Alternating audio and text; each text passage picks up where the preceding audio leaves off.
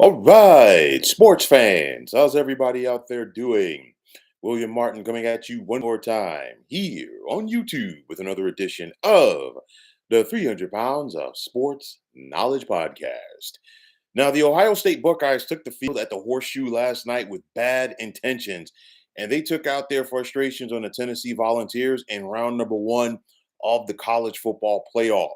The Buckeyes had 3 weeks to put that shocking loss to Michigan behind them, as that home loss cost them a chance to have a rematch with Oregon in the Big Ten championship game, and of course, getting a first round bye.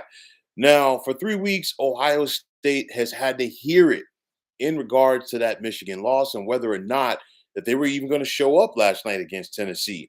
Well, I'm here to tell you that the Buckeyes put all of that to bed very early last night as they jumped out on the Volunteers in the first quarter and they never looked back on their way to the 42-17 win, scoring on the game's opening drive in just under 3 minutes when quarterback Will Howard hooked up with Jeremiah Smith on that 37-yard touchdown pass, building that 21 to nothing lead after the first quarter. And you think about it, Ohio State was rolling. And then, of course, there was that controversial interception by Tennessee in the end zone. I thought he was out of bounds, but nonetheless, it was called an interception on the field. And that gave the Volunteers some momentum as they were able to cut into that lead and make it 21 to 10 at the half. But the second half would pick up just like where the first half started. Ohio State just basically owned it. And the bottom line is last night, Tennessee's staunch and stingy defense did not have an answer for running back Travion Henderson. He had 80 carries on just 80 yards rather on just 10 carries. And then, of course, Jeremiah Smith, who had a pair of touchdown passes.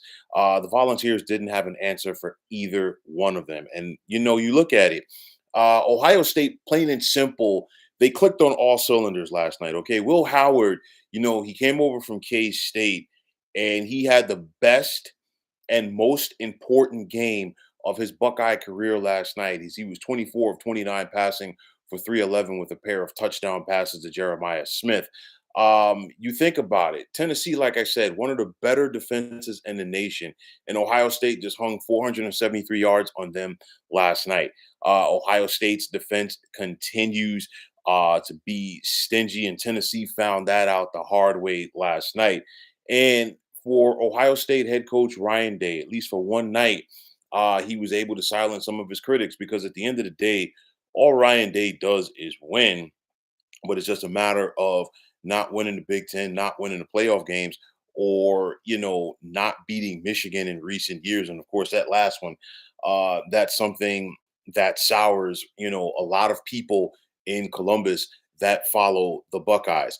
But for Ohio State, it is now on to Pasadena with the rematch with Oregon, and it's a rematch that most of us expected would take place more than close to a month ago. Okay, but nonetheless, the time is now for Ohio State and Oregon to get it on. And of course, back in mid-October, the Buckeyes went to Eugene and lost by 1 point to the Ducks. Ohio State had an opportunity to win that game at the end. It was some bad clock management that led to the Buckeyes basically losing that contest.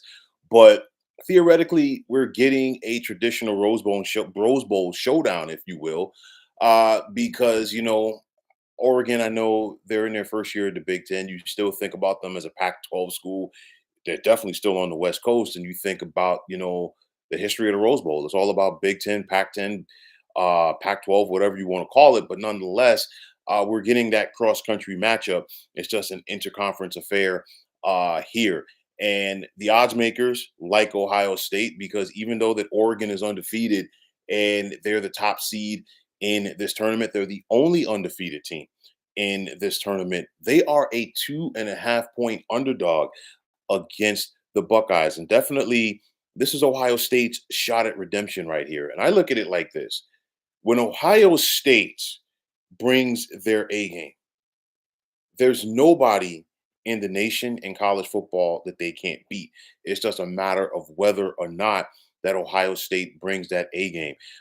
You look at it, two dynamic running backs, Travion Henderson and Quinshon Judkins. You think about Jeremiah Smith. You think about Emeka Egbuka at wide receiver, a solid offensive line, a very stingy defense. And at the end of the day, Will Howard, as long as he plays within the realm of the offense, doesn't try to play hero ball, gets the football to the playmakers. He's to me, I feel like he's a better runner than a passer of the football. But nonetheless, credit to him because he rose to the occasion last night. But nonetheless, we saw Ohio State click on all cylinders. And if they can carry that over, um, like I said, the Buckeyes can beat anybody in the nation, and there's no question that they have what it takes to go all the way and win the national championship. Just hypothetically speaking, right here, real quick. Let's say Ohio State goes out there and beats Oregon in the Rose Bowl. I know that some people are going to want to run with the fact and say, "Oh, it's an upset because an 8 seed knocked out a one." Yeah, theoretically, an eight knocked out a one, but you look at it. Um, Basically, you had a scenario where both of them played this season in Eugene, and it was a 1 point loss for Ohio State, and they had every opportunity to win that game. And to me, the odds makers feel like that because they have Ohio State starting out as a slim favorite in this contest. I think we are in store for a tremendous Rose Bowl. You got a lot of star-studded power and talent on both sides of the ledger in this one for both of these great teams.